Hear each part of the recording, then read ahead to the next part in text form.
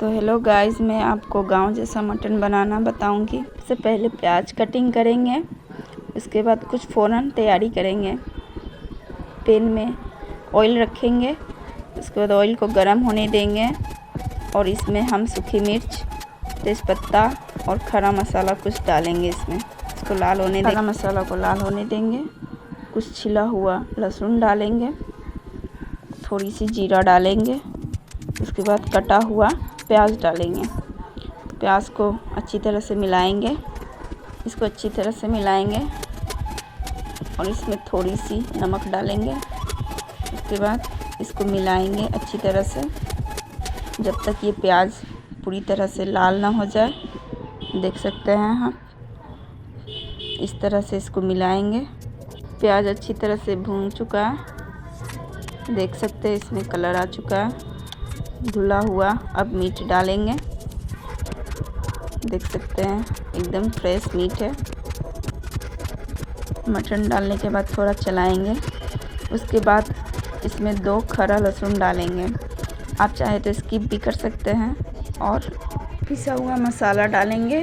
उसके बाद इसमें थोड़ी सी पानी डालेंगे और हल्दी डालेंगे और मिर्च डालेंगे और अपने स्वाद अनुसार आप नमक डालेंगे।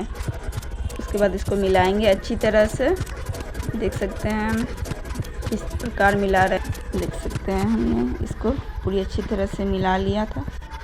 लो फ्लेम में आपको 10-10 मिनट में चलाना है। देख सकते हैं जब तक मीट पक ना जाए अच्छी तरह से और मसाला लाल ना हो जाए।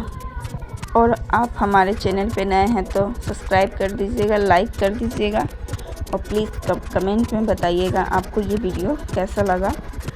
और ये हमारा गांव में स्पेशली बनता है इस तरह से मीट, जो हमारी माँ बनाती है। देख सकते हैं मीट में पूरा कलर आ चुका है। मटन हमारा बनके रेडी हो चुका है। इस तरह से मटन पक चुका है। अब इसको हम थोड़ी देर चलाएंगे हाई फ्लेम में। देख सकते हैं मटन बनके रेडी हो चुका है। अगर आपको और किसी चीज़ का रेसिपी चाहिए तो प्लीज़ कमेंट करके बताइएगा। Thank you.